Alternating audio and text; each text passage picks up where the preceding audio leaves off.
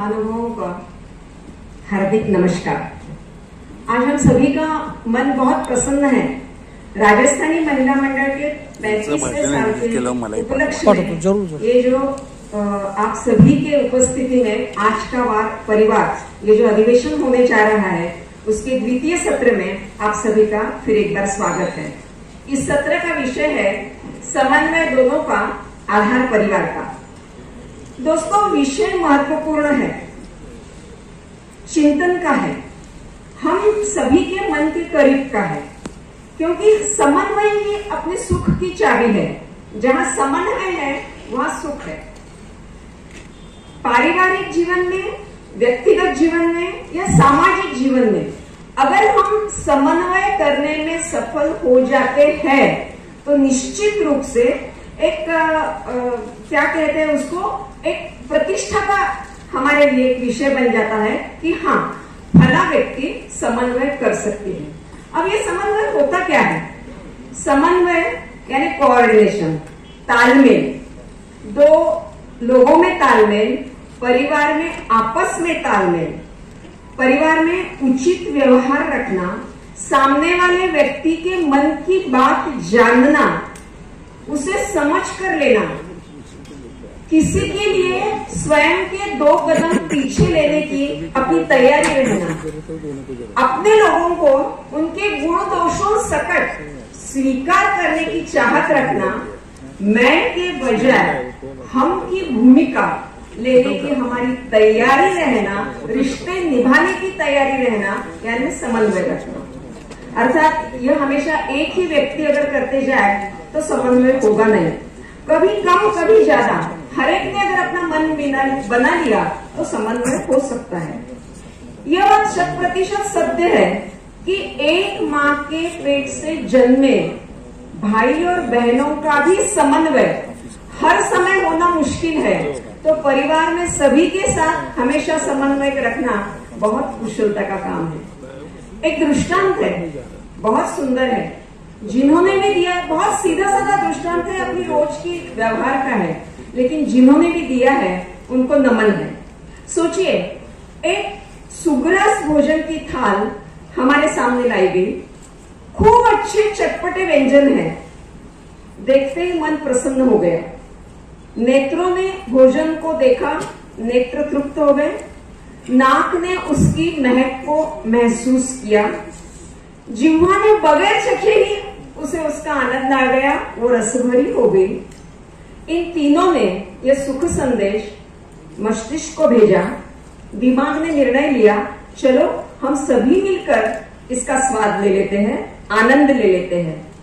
फिर हाथों ने क्या किया, निवालों के रूप में वो भोजन हमारे मुंह में रखा, दांतों ने उसे चबाया, अन्न नलिका ने उसे पेट तक पहुंचाया, पेट ने तुरंत उसका पाचन किया और हमारे सारे शरीर में उसने ऊर्जा पहुंचा दी। ये जो इन लोगों का, इन सारे अवयवों का समन्वय हुआ, इसमें एक भी अवयव ने अपने कर्तव्य से मुंह नहीं मोड़ा। नेत्रों ने नहीं सोचा कि मैं इस भोजन को देखता ही रहूं, हाथों ने नहीं सोचा कि मैं ही निवाले क्यों रखूं, दांतों ने नहीं सोचा कि मैं चबा लूं क्यों, पेट ने नहीं सोचा कि ये सुग्रास भोजन मेरे पास ही पड़ा रखूं, उसने तुरंत पचाकर हमारे सारे शरीर में उसकी ऊर्जा बिखेर दी। यह जो सभी का समन्वय हुआ, उसकी वजह से हम तृप्त हुए, हमें बहुत मजा आया।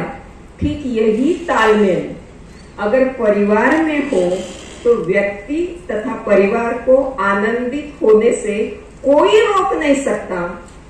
मेरी खुशी, मेरी अभिलाषा, मेरी मर्यादा, ये सब ठीक है, लेकिन मेरा मेरे प्रति और मेरे परिवार के प्रति उत्तरदायित्व, इन भावनाओं में समन्वय अगर आ जाए तो हर एक व्यक्ति सुखी हो सकता है और वही परिवार का आधार बन सकता है। आज के अधिवेशन की थीम ही है आज का वार परिवार। तो चलिए हम आज अपने परिवार के रिश्तों में समन्वय कैसे रहे उसकी बात करते हैं। पारिवारिक रिश्तों में समन्वय, उसके साथ में ही एक महत्वपूर्ण समन्वय शिव और शक्ति का, यानी गृहस्थ और गृहिणी का एक विशेष रूप से समन्वय कैसा हो सकता है, इसकी बात हम करेंगे। समन्वय की बात के पहले हम थोड़ा सा आज के परिवेश की बात करेंगे, क्योंकि आज का परिवेश ही इतना बदल चुका है कि जिसके कारण आज समन्वय की कितनी आवश्यकता है इसका हमें पता चलेगा। वैसे आज की स्थिति से हम भली भांति जानते हैं, कोई अनजान नहीं है। आज हुआ क्या है, तो गतिशील समय के साथ अपनी गति बहुत तेज हो गई है। विभक्त परिवार आ गए हैं, रहन सहन, खान पान, बच्चों की परवरिश में अमूलाग्र बदल आ गया है। समर्पण वृत्ति का कमजोर हो जाना, त्याग के बजाय भोग की अभिलाषा, समझौता करने की भावना को नकार, आत्मकेंद्रित वृत्ति, हर उम्र के लोगों पर मैं, मेरा और मुझसे, इन्हीं भावनाओं का तथा शब्दों का बढ़ता प्रभाव, मोबाइल पर घंटों बातें करने वाली हमारी वाणी घर के लोगों के साथ गूंगी हो जाती है तो संवाद की कमतरता आ जाती है, और इन सभी का हम सभी के रिश्तों पर नकारात्मक परिणाम हो रहा है। यह बात अत्यंत सत्य है। सब अधिक हमारे पास धीरज ही नहीं, यानी कि आज अभी इसी वक्त सारे सुख सारी तमन्नाएं मेरी पूरी होनी ही चाहिए, इस भावना से हम सभी थोड़ा सा आत्मकेंद्रित तो हो ही गए हैं, लेकिन साथ में औरों से अपेक्षा करते करते हम स्वयं का कर्तव्य भी भूल रहे हैं। क्रोध बढ़ गया है, क्षमाशीलता कम हो गई है, केवल स्वयं की उन्नति की लालसा हमारे मन में है। स्वयं की उन्नति करने में कोई खोट नहीं, वो अपना निजी अधिकार है, लेकिन अब तक हमें उन्नत करने में कितने लोगों का सहकारी मिला है, इसका भी तो जायजा हमें लेना चाहिए। माँ ने हमें जन्म दिया, पिता ने हर बात हर जरूरत हमारी पूरी की, परिवार के हर एक ने हमें पाला पोसा, अध्यापक ने हमें शिक्षा दी, समाज ने सुरक्षा दी, बुजुर्गों ने जीवन मार्ग की पगडंडी बनाई, महात्माओं ने जीवन विचार दिया, सभी से मिले अनुभवों से हम संपन्न हुए। फिर बताइए कि इतनों से हमने पाया, फिर हम अकेले स्वतंत्र कैसे हैं? स्वतंत्र तो है, लेकिन सिर्फ स्वतंत्र से हम कैसे चल सकते हैं? जितना हमने सभी के पास से लिया है, उसमें से तो थोड़ा तो हमें किसी को देना चाहिए। थोड़े त्याग, थोड़े कष्ट हमें लेने चाहिए, लेकिन ठीक इसी भावनाओं को हम थोड़ा सा नकार देते हैं। कहीं ये भावना हमारे मन में आती नहीं, तब समन्वय छूट जाता है, विचारों का संतुलन हम खो बैठते हैं, जिससे समन्वय छूट जाता है। ये एक दिन में नहीं हुआ, पहले हमारी मनोवृत्ति बदली, उसका परिणाम हमारे परिवारों पे हुआ, और बदले हुए परिवारों की वजह से समाज बदला। लेकिन अभी भी कुछ नहीं बदला, कुछ नहीं बिगड़ा दोस्तों। आज भी हमारे मूल संस्कार इतने मजबूत है कि अगर आज भी हम सोचे कि मुझे मेरी परिवार की उन्नति करनी है, मुझे मेरे परिवार को सुखी रखना है, समन्वय रखना है, तो आज भी यह सब पॉसिबल है। सिर्फ आप कहीं सुधरी हो तो या नहीं चाली, ऐसे नकारात्मक भावों को हम नकार दे। मुझे खुश होना है, मुझे मेरे परिवार को खुश रखना है, ये समन्वय का भाव अगर आज हम रखें तो निश्चित रूप से परिवारों के सारे संकट दूर हो जाएंगे। तो चलते हैं अब हम परिवार की ओर, क्योंकि परिवार ही हमारा आधार है।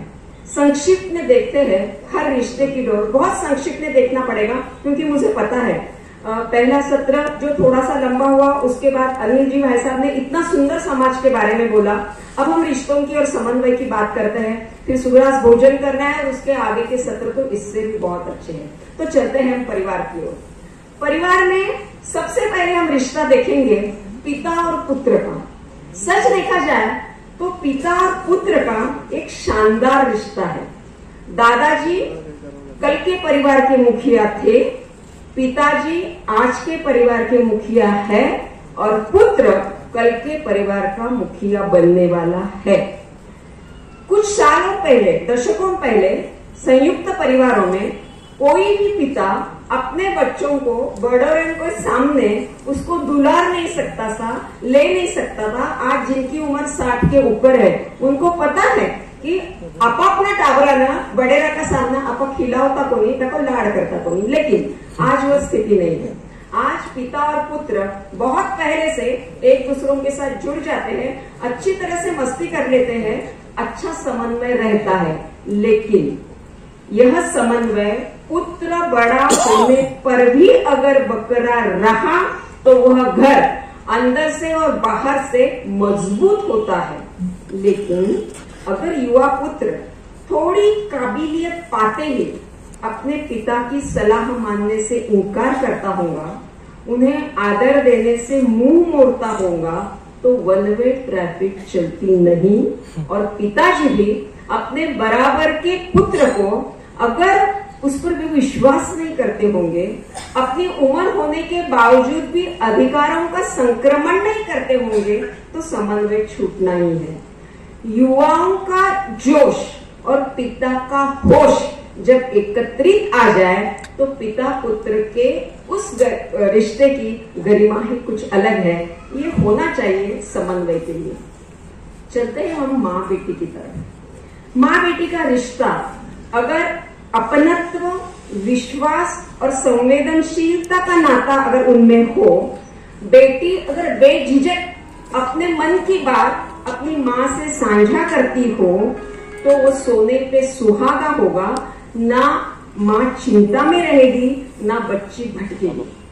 सही समय पर घरेलू काम, जिम्मेदारी का एहसास, ससुराल वालों को अपना ही मानने की सीख, उस परिवार में ढलने की सीख, कर्तव्य भावना का रोपण अगर माँ करे और बेटी वो सब माने, तो निश्चित रूप से वह समन्वय बहुत सुंदर हो सकता है। होता ऐसा है कि पालक और बच्चे यानी माता पिता और बच्चे, ये दोनों भी जनरेशन गैप का हवा बना लेते हैं। मैं कहूँ वही सच बोलते हैं, तब समन्वय छूटता है। उसकी अपेक्षा माँ और पिता ने उन्हें खुला अवकाश देना और युवाओं ने, बच्चों ने उस अवकाश का गैर जिम्मेदारी से फायदा नहीं लेना। अगर ये तालमेल होता है तो समन्वय निश्चित है। एक बहुचर्चित रिश्ता है जो सभी का चहेता है, सास बहू का। सच पूछा जाए तो सास और बहू एक ही परिवार की अलग अलग कार्यकाल की बहुएं ही होती है और इन दोनों का समन्वय घर को स्वर्ग बनाता है। लेकिन बहू का मन अगर मायके में ही अटका रहे और सासू का मन अपनी बेटी में ही अटका रहे, तो समन्वय होगा कैसे? अपना जवाई अपनी बेटी को लाड़ लड़ाता है, तब खुश होने वाली सासू माँ अपना बेटा अगर बहू को लाड़ लड़ाता है तो मुंह क्यों फुलाती है? घर ससुराल में बैठी बहू मेरी माँ को मेरी भाभी ने उसकी सेवा करना चाहिए, उसका ख्याल रखना चाहिए, ये अपेक्षा जब करती है, जब वो स्वयं की सासू का खुद ख्याल नहीं रखना चाहती, काम में भी आनाकानी करती है, तो कैसे होगा? यानी कि इसमें जब ऐसी दोहरी भूमिकाओं में समन्वय को कोई स्थान ही नहीं रहता। मन हो तो काम करना, मन हो तो नहीं काम करना, ये नहीं चलेगा। सच तो ये है कि इन दोनों के भाव बंधन एक है। एक का बेटा, दूसरी का पति, यानी दोनों की आंख का तारा एक ही है। लेकिन उस सासू का बेटा और उस बहू का पति जब इन दोनों के रवैये से खुद ही भट्टी में पिसता हो, तो मुझे बताइए समन्वय कहाँ से आएगा? ये सोचने वाली बात है। धीरे ये ससुराल में आई हुई बहू को वो जो 20-25 साल दूसरे घर में पली बड़ी है, तो यहाँ ससुराल में रमते रमते उसको थोड़ा समय लगेगा। ये धीरज सासू माँ के पास हो और बहू को भी मैं आते ही इस घर की साम्राज्य नहीं बन सकती, मुझे कुछ कष्ट लेने पड़ेंगे, कुछ त्याग करना पड़ेगा, तब जाकर मैं सबकी चहेती बनूंगी, ये स्वीकार उसको भी रहना चाहिए। मेरी माँ जब कहती थी तो वो मेरे भले के लिए था, फिर सासू माँ कहती है वो भी तो भले के लिए, ये क्यों ना सोचे? अपने घर की सलाह अपनी सासू माँ से ले, ना कि माँ से। तब वो घर शांत रहे। पूर्व ग्रह दूषितता के बगैर जब सास बहू का रिश्ता होता है तो बहुत सुंदर रिश्ता होता है। घर में समन्वय उन्हीं से बना रहता है। एक माखन मिश्री का नाता है, दादा दादी और पोते पोती का। उनमें अगर समन्वय हो तो मानो दूध में शक्कर। लेकिन मैं बहुत जिम्मेदारी से कह रही हूं कि काउंसलिंग की मेज पे ये बहुत दफे प्रश्न आता है। अगर बीच वाली पीढ़ी चाहे तो ही यह समन्वय बन सकता है। बहुत से घरों में जब युवा बच्चे बहुएं अपने सास ससुर को या माता पिता को थाका लारला जमाना का काई भी चीजा हाका टाबरानं शिकाव नको बे ई जमानानं चालन चला, ऐसे रो जब युवा पीढ़ी करती है तो समन्वय खत्म हो जाता है। संस्कारों से बच्चे वंचित हो जाते हैं। बच्चे उदास और जो दादा दादी है वो भी उदास हो जाते हैं। मुझे ऐसा लगता है कि मैंने जो काउंसलिंग का बताया उसमें एक बात बहुत दफे ऐसे करती है, ध्यान में आती है कि कहीं हमसे ज्यादा बच्चे दादा दादी के हेवे न हो जाए, यानी दादा दादी से प्यार न कर बैठे। ऐसी असुरक्षितता की भावना खासकर माओ में होती है। माएं जब बाहर जाती है तो उन्हें अपेक्षा रहती है कि दादा दादी ने अपने बच्चों को संभालना चाहिए, लेकिन अन्य वक्त अगर दादा दादी कुछ बोलने जाए तो इनका मुंह फूल जाता है। यह कहाँ का न्याय है? एक बात हम ध्यान में रखेंगे, निश्चित पल्ले बांध देंगे कि जैसा व्यवहार हम अपने बड़ों से करते हैं उसकी छवि बच्चे अपने मन में संजोते हैं। हमें ये भूलना नहीं चाहिए कि बड़ेरों के पैर छूने में भी जब आनाकानी होती है तो समन्वय कहाँ से रहता है? बाहर के बड़ेरों को पैर छुएंगे लेकिन घर में बड़ेरों के पैर नहीं छुएंगे। खैर, आपने उनके पैर नहीं छुए तो उनका कुछ भी नहीं बिगाड़ने वाला, क्योंकि संसार के भट्टी में तप कर वो तो सोना बन गए हैं। आप आशीर्वादों से वंचित रह जाओगे। ऐसा नहीं होना चाहिए। भाग्यवान है जिनके घर में बड़ेरे हैं। आप ना झुको तो भी वो आशीर्वाद देंगे, झुकोगे तो सुरक्षा कवच भी पाओगे कि जो आज की स्थिति में बहुत आवश्यक है। ऐसे समय में बुजुर्गों के तजुर्बों का सम्मान रखना ये पहल हो सकती है समन्वय की। साथ में ही बुजुर्गों ने भी ये विचार करना चाहिए कि अब ऐसे उम्र में हर वक्त हर बात में उनके सलाह की घर में आवश्यकता नहीं है। जब आवश्यक है तब सलाह जरूर दे, ना है तो शांत रही है।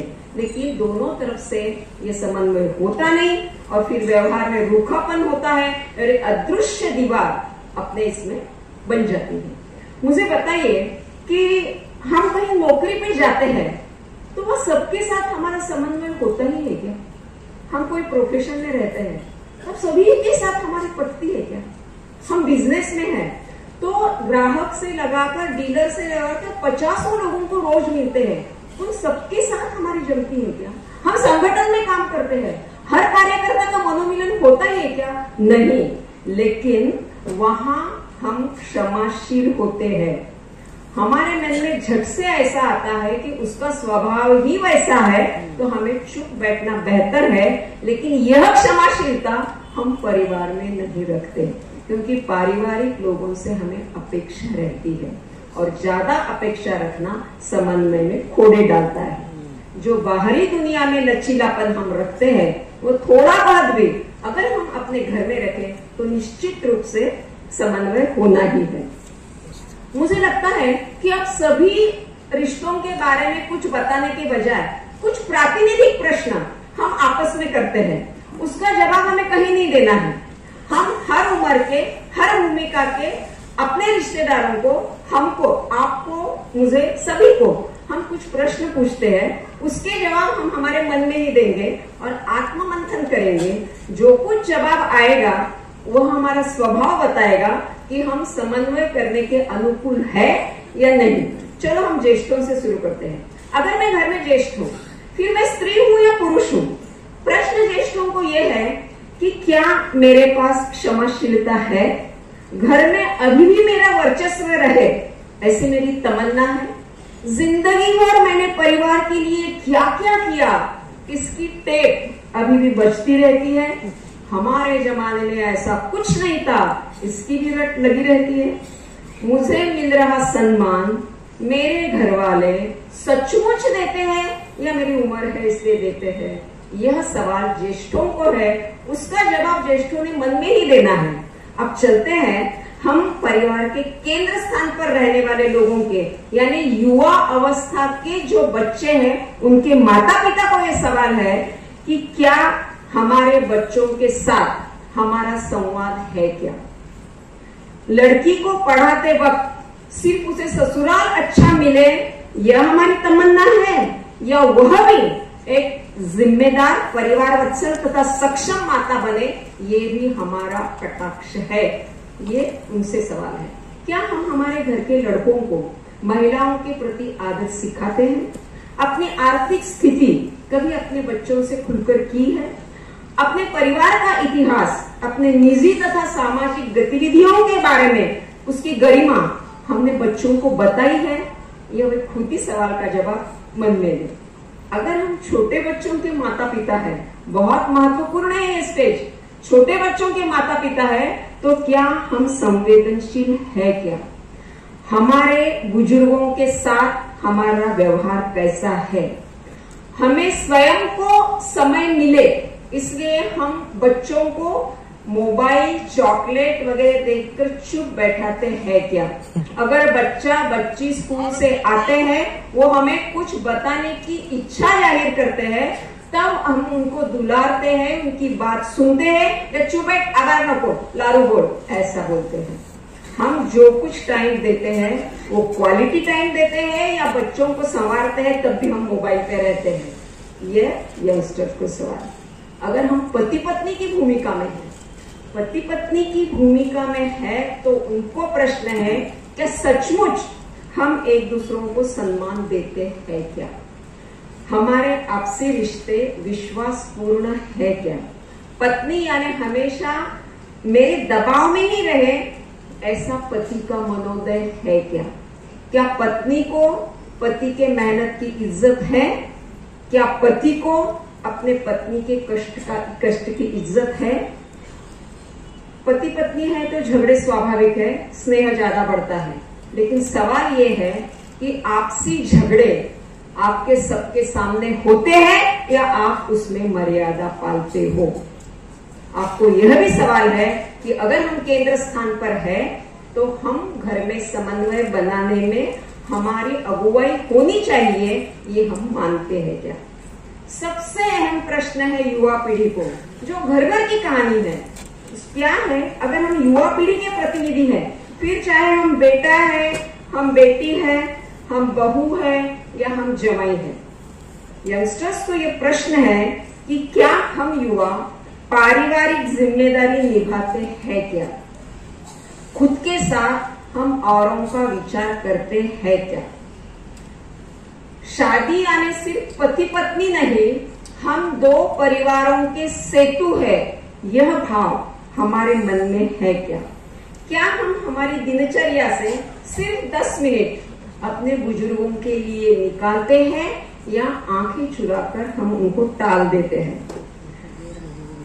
बड़े लोगों ने ही हमसे समझौता करना चाहिए, यह भाव हम में है क्योंकि अब हम करता धरता है, या हमारी दूसरों की सुनने की भी तैयारी है? हमें भी एडजस्टमेंट करनी होगी, यह हमारा ख्याल है क्या?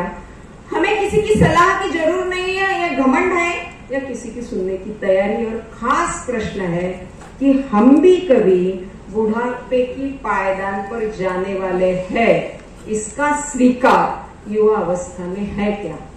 उसके जवाब हमें हमारे मन में दे देंगे।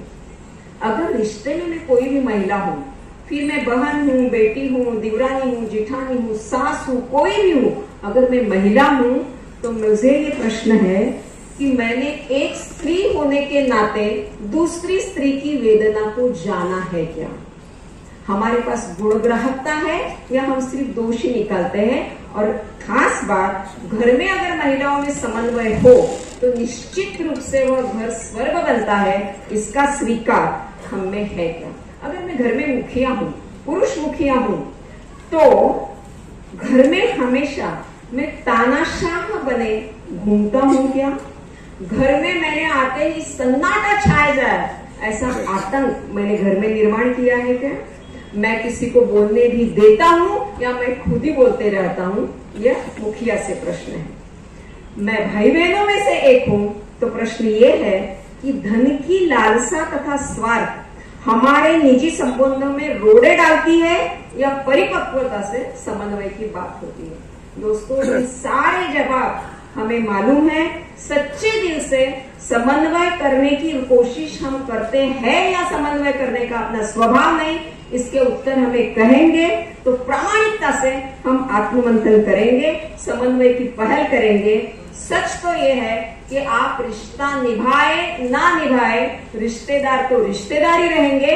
आपके भाई के साथ पट्टी हो ना पट्टी हो, आपने उसका पत्रिका में नाम लिखा हो ना लिखा हो, रहेगा तो वो भाई।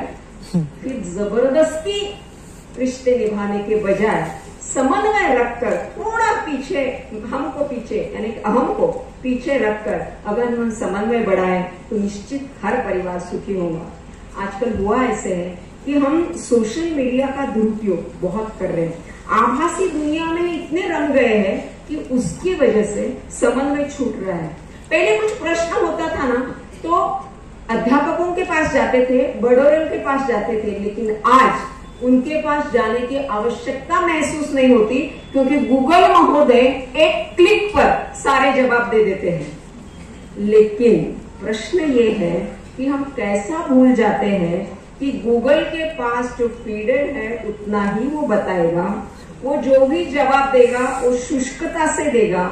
उसके पास कोई अपनत्व के भाव नहीं है, अपने कल्याण के भाव नहीं है, हमें आशीर्वाद देने के भाव नहीं है, उसके पास अनुभवों का सिंचन नहीं है।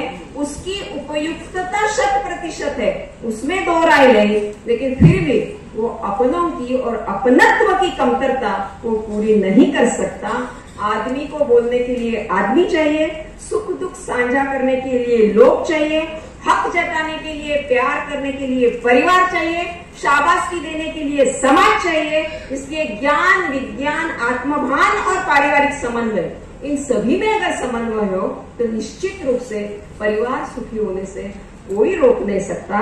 लेकिन मैं चाहूं तब परिवार मेरा, मैं चाहूं तब समाज मेरा, अन्यथा मैं ही मेरा, ये समन्वय की बात नहीं हो सकती। सोचिए, हमारे घर में अगर शादी है तो हम इवेंट मैनेजर लगा लीजिए, लेकिन अगर हमारे घर में कोई दुखद घटना हुई, नमी गमी हुई, तो हम हमारे ही घर में दुख से हाथ बांधे खड़े रहते हैं। वही परिवारजन अन्य होते हैं, वही समाज के लोग होते हैं जो आते हैं और आगे की विधियां होती है। इसीलिए समन्वय का रहना बार बार अधोरेखित होता है। कोरोना की परिस्थिति में भी हमने ये जाना था, हमें महसूस हुआ था, हम जान गए थे कि अपना परिवार, अपने दोस्त, अपना समाज, इनकी जीवन में कितनी महत्ता है। बीमारी में, कोरोना में कोई किसके पास नहीं रहता था ना, इसलिए बीमारी में अकेला रहना कितना भयावह है। अपने मस्तक पर फिरने वाला जो स्नेह भरा हाथ है उसकी कितनी जरूरत है। कोई पास हो तो कितना सुकून मिलता है, इसकी अनुभूति कोरोना ने हमें दी थी। इसलिए जीवन व्यापन के लिए ढेर सारी चीजों की नहीं, रिश्ते निभाने की और आपस में समन्वय रखने की बहुत आवश्यकता है, इसमें कोई दो राय नहीं। दोस्तों, आज के विषय के अंतिम छोर में जैसे पहले बताया गया, हम देखेंगे कि एक बात पर गौर करेंगे, एक छोटा सा चिंतन शिव और शक्ति के समानता का। गृहस्थ और गृहिणी यानी स्त्री और पुरुष, इनमें समन्वय की बात हम करते हैं। बात करते हैं दोनों की समानता की, दोनों के सम्मान की, दोनों के श्रेष्ठत्व की और दोनों के गरिमा की। सोचो, शिव और शक्ति हमारे आराध्य है, इन्हीं से हमारी पहचान है। पुरातन ग्रंथ, वेद, उपनिषद इसके अनुसार शिव और शक्ति अलग है ही नहीं। वे एक दूसरों की ताकत है, वे एक दूसरों के परस्पर पूरक है, एक दूसरे के बिना वे अधूरे हैं। जहां शिव है वहां शक्ति है। अर्धनारीश्वर रूप यानी शिव और शक्ति गौरी जी का महासम्मिलन, जहां शिवजी जगत पिता है और शक्ति यानी गौरी माँ ये जगन माता है और वे दोनों एकाकार है। इस आदिभूत मातृत्व और पितृत्व को पुराणों की प्रतिमात्मक भाषा में अर्धनारीश्वर कहा गया है, जहां शिव शक्ति एकाकार है, भगवान भगवती एकाकार है, लक्ष्मी नारायण एकाकार है। सज्जनों, ये सभी ईश्वर, सभी भगवान जिन्हें हम मानते हैं, वे संसार में हम लोगों ने, स्त्री पुरुषों ने कैसा रहना चाहिए इसके संकेत हमें देते हैं, वे हमें समझने चाहिए। जैसे राम जी और सीता मैया ने पति पत्नी की भूमिका कैसी हो वह सिखाया, हनुमान जी ने भक्ति सिखाई, श्री कृष्ण जी ने चतुराई सिखाई और उसी दिव्य श्रृंखला में भगवान जी महेश जी अर्धनारीश्वर रूप में हमें सुखी संसार के बारे में अपनी सलाह देते हैं कि स्त्री तथा पुरुष दोनों भी संसार में महत्वपूर्ण है। उन दोनों की संपूर्ण सहभागिता, समान दर्जा, दोनों का अथक स्नेह, आदर, सहिष्णुता, इनसे ही वे परिपूर्ण है। इनमें समन्वय है तो परिवार में समन्वय है, परिवारों में समन्वय है तो समाज सुखी है। ये हमें मान लेना चाहते हैं। इसलिए आज के इस परिप्रेक्ष्य में भी स्त्री पुरुष समानता का महत्व है। स्त्री पुरुष समानता यानी हमें किसी पे कोई लांछन लगाना नहीं है, ना ही महिलाओं का पुरुषीकरण करना है, ना ही फालतू बराबरी करनी है, लेकिन दोनों के कर्तव्य, दोनों की मर्यादा, दोनों की समझ जितनी ऊंचाई पर जाकर फलित होगी उतना ही हमारे परिवार, हमारे जीवन की ऊंचाई वहां निहित होगी। इसलिए परिवार को क्षति पहुंचने वाला कोई भी कार्य ना स्त्री करे ना पुरुष करे, हमें समझ कर लेना होगा कि कुदरत ने उनकी शरीर यष्टि अलग अलग बनाई है, लेकिन उसका मतलब ये नहीं कि उसकी वजह से कोई श्रेष्ठ है या कनिष्ठ है। वो तो हम है कि कौन श्रेष्ठ है, कौन कनिष्ठ है, किसे क्या करना चाहिए, इसकी सीमा रेखा हम नहीं मान ली है। वास्तव में दोनों समान है और इसी वजह से समाज में स्त्रियों पर भी अन्याय होता है और पुरुषों पर भी अन्याय होता है। स्त्रियों का अन्याय फिर भी समझ में आता है क्योंकि बोला जाता है, पुरुषों पर का अन्याय होता है लेकिन बोला नहीं जाता, वह हमें समझ लेने की आवश्यकता है। पहले हम चलते हैं महिलाओं की। अभी वर्षा जी ने बहुत सुंदर तरीके से बताया, स्त्री पुरुष समानता का महत्व बहुत सुंदरता से बताया। स्त्रियों के बारे में बहुत ज्यादा कहने की आवश्यकता नहीं है, फिर भी हम जितना संक्षिप्त में बताएंगे कि आज हर क्षेत्र में स्त्री आगे है, उन्हें कहीं जाने के लिए कोई रोक नहीं है, ये सत्य बात है। लेकिन प्रश्न ऐसा है कि किसी भी क्षेत्र में, आर्थिक क्षेत्र हो, साइंस का क्षेत्र हो, सुरक्षा क्षेत्र हो, न्यायिक क्षेत्र हो, जहां भी महिलाएं अधिकार पद पर है, वहां एक स्त्री अधिकारी होने के नाते वो जब भी कोई बात बताती है तो उसके पुरुष सहकारी और स्त्री सहकारी उसी आदर से पालते हैं या उनका मुंह और कुछ बोलता है। ये बहुत महत्व की बात है। जैसे वे महिला है वैसे ही गृहिणी, होम मेकर, जिनके बारे में वर्षा जी ने बताया, सच पूछो तो दिन भर वो आर्थिक अर्थार्जन के लिए नहीं जाएंगी, लेकिन दिन भर वो कुछ न कुछ इतना ज्यादा करते रहती है, उसके काम का मोल कोई नहीं करता। सारे रिश्तेदारों से वो संबंध रखती रहती है, संपर्क बनाए रखती है, लेकिन फिर भी उसके बारे में लुगाया ने काही अक्कल, लुगाया की अक्कल सुल्लामा, सादो कॉमन सेंस नहीं है। इस प्रकार के उसका मान खंडन करने वाली कुछ वाक्य हम हमेशा उस पर फेंकते रहते हैं। उसके मातृत्व का गौरव करते हैं, उसके देवीत्व का गौरव करते हैं, लेकिन उसको बराबरी का रिश्ता नहीं करते। ये कटु सत्य है। वो डिप्रेशन में चली जाती है। उसकी दुख की भावना समझ लेना हमारे लिए अत्यंत आवश्यक है। फिर भी अपेक्षा तो हम करते हैं कि उसने संसार हंसते हंसते करना चाहिए। ये कहाँ का न्याय है? एक बात बताती हूँ आपको, माँ बहन पे गाली देना, कोई अकार्यक्षम अधिकारी हो तो उसको चूड़ियों की भेंट देना अखरता नहीं है हमें? चूड़ियां और स्त्रियों का जो एक रिश्ता है वो कितना अनुपम है, तो उस अधिकारी को आप चूड़ियां देते हैं, नुक्कड़ पर बैठकर उनकी चेष्टा मस्करी करते हैं, शेरेबाजी करती है, क्या ये संवेदनशीलता है?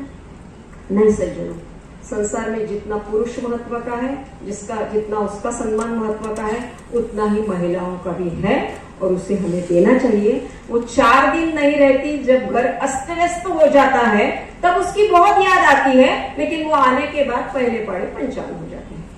मैं तो स्त्रियों को भी कहूंगी कि अपना मान अपने हाथ में है, अपना ज्ञान बढ़ाएंगे, अपनी एक भूमिका करेंगे और जब स्वयं हम हमको सम्मान देंगे, अपने आप से भी सम्मान देंगे, ये निश्चित बात है। अब चलते हैं पुरुषों की ओर। पुरुषों का दुख कोई नहीं जानता, भाई है सभी। पुरुषों से क्या अपेक्षा रहती है? पुरुष भी एक दबाव में रहते हैं। कैसे दबाव में रहते हैं? उन्होंने इतना कमाना चाहिए कि घर में सभी की सभी जरूरतें पूरी हो। उसमें थोड़ी खामी हुई कि तुलना का डर हमेशा बना रहता है। उसने रोना नहीं चाहिए, उसने डरना नहीं चाहिए। वो रोया कि बोलते हैं कहीं लुगाया का जन मुड़ मुड़ रो। अरे भाई, वो इंसान है, यंत्र नहीं है। सुख में, दुख में, विपदा में 4 आंसू बहाएगा। उसको क्रिटिसाइज करने की क्या आवश्यकता है? यहाँ तक कि उसके बच्ची की विदाई के वक्त भी वो छुप छुप कर रोता है। यानी उससे अपेक्षा है कि वो रोना नहीं, डरना नहीं, ऐसी धारणा हम बनाते हैं। हमेशा वो संयमित रहे, हर समय वो बोझा उठाए, हर समय भागदौड़ करे, वो धूप में जाए, कठिन व्यवस्था का जिम्मा वो उठाए। क्या उस पर भी ये अन्याय नहीं है? हमें उनका साथ नहीं देना चाहिए? निश्चित देना चाहिए। वो भी अच्छा गाता होगा, अच्छा चित्र निकालता होगा, अच्छा खेलता होगा, लेकिन बहुत दफे ये उनके शौक में पूरे नहीं कर सकते क्योंकि हमारी जिम्मेदारी उन पर रहती है। ऐसे समय पुरुषों को भी दिलासा देने की बहुत जरूरत है। आगे चल भाई, हम तेरे साथ में हैं, ऐसा भरोसा, ऐसा विश्वास हमें उन्हें देना चाहिए। इसीलिए स्त्री और पुरुष दोनों समान है, शिव और शक्ति उतने ही ताकतवर है। खुले मन से, समझदारी से हमने दोनों को अगर वो सम्मान किया, कोई तुलना नहीं, दोनों की कदर की, तो निश्चित रूप से स्त्री और पुरुष समानता के साथ समन्वय बना रहेगा। मैं तो कहती हूँ कि सिर्फ स्त्री पुरुष समानता नहीं, स्त्री स्त्री समानता और पुरुष पुरुष समानता भी होनी चाहिए। स्त्रियों के बारे में वो सुहागन है या नहीं, वो बच्चों की माँ है या नहीं, बच्चों की माँ है तो बेटे की माँ है क्या, वो परित्यक्ता है क्या, वो पीड़िता है क्या? अरे वो इंसान है, पहले इंसान है। बहुत दफे उसकी परिस्थिति उसके हाथ में नहीं है। वैसे ही पुरुषों में वो पदाधिकारी है क्या, वो धनवान है क्या, उसके पास उसका फ्लैट है क्या, गाड़ी है क्या, वो सामान्य कार्यकर्ता है या और कोई ऊंचे पद पर है, बड़े लोगों में उठता बैठता है क्या? स्त्री और पुरुष के रंग रूप से और उसके पद प्रतिष्ठा के सिवा वो एक इंसान है और उसको इंसान की भांति ही अगर हम देखें तो निश्चित रूप से घर घर में आनंद आएगा। वो आनंद लेकिन उसे रोकता कौन है? हम ही है। संत तो कहते हैं कि वैष्णव कौन है? जो पर पीड़ा को जाने, मन में समानता रहे, लेकिन भेदाभेद का कचरा हमारे मन में है। ठीक है, जो हुआ सो हुआ, अब आगे नहीं। अब समझदारी से हम एक दूसरों को सम्मान देंगे, अपने अपने परिवार की उन्नति करेंगे। आज जो विवाह विच्छेद हो रहे हैं, सगाइयां टूट रही है, उसका मूल भी कहीं अपने संस्कारों में है, ये हमें समझकर लेना चाहिए। बच्चा जब पैदा होता है तो निरागस होता है, कोई भावना नहीं होती उसमें। हम है जो उसके मन में स्व प्रतिमा बनाने के लिए बनती है अपने आप। जो हम जैसा बोलते हैं, जैसा तू छोरो है तू रुबाब मने, तू छोरी है तू नमतोले। क्यों? छोरो और छोरी दोनों जना समान है, दोनों ने गृह कार्य संभालने चाहिए, दोनों ने कर्तव्य बुद्धि चाहिए, दोनों ने बड़ों को सम्मान देना चाहिए। ये जब तक हम उनको सिखाते नहीं, तब तक वो सीखते नहीं। शिकेड़ा का यानी कि शिक्षा लेना, ये कोई अहंकार बढ़ाने के लिए नहीं रहता। आपके पास आपकी डिग्री बड़ी हो ना हो, लेकिन मन में अगर हमारे संवेदनशीलता है, संवादशीलता है, समर्पणशीलता है, तो उसका महत्व अनुपम है। लड़का हो या लड़की हो, वो अपना है, उसे अपनत्व से ही हम करेंगे तो जरूर अहंकार का टकराव नहीं होगा। शुरू से ही वो एक समान भाव करेंगे अपने साथ में। मुझे ऐसा लगता है कि हमारे परिवार अब छोटे हो गए हैं, सपोर्ट सिस्टम कम हो गई है। कभी स्त्री को भी अर्थार्जन के लिए बाहर जाना पड़ेगा, कभी पुरुष को भी घर का काम करना पड़ेगा। तो घर का काम कम दर्जे का है, बाहर का काम अधिक दर्जे का है, ऐसी भावना को त्याग कर मेरे परिवार में मेरी किस प्रकार की जरूरत है, यह भाव अगर हमारे मन में आ गया तो निश्चित रूप से समन्वय होने से कोई नहीं रोक सकता। समन्वय हो ही जाएगा। उसकी पहल जैसे भैया ने बताया स्वयं से शुरू करना है। अगर खुद उस प्रकार का हम आचरण करेंगे तो निश्चित रूप से हम सभी से उस आचरण की अपेक्षा करेंगे। चलो हुआ, छोड़ देते हैं सारे गिले शिकवे। समन्वय की हम ही करते हैं पहल। शिव और शक्ति जहां एकाकार, वही होंगे आदर्श परिवार। परिवार का हर व्यक्ति बन जाए अगर समझदार, तो समन्वय होंगे साकार। हम ही है हमारे जीवन के शिल्पकार। आज जो ये भव्य आयोजन, आज हॉल भर गया, बहुत अच्छा लगा है। कार्यकर्ता, संगठन और समाज, इनका जब समन्वय हुआ है तो सुचारू रूप से इतना सुंदर अधिवेशन हुआ है। तो दोस्तों, ऐसा ही समन्वय हमारा बना रहे, ये ईश्वर से प्रार्थना करती हूँ। यही रुकती हूँ। धन्यवाद।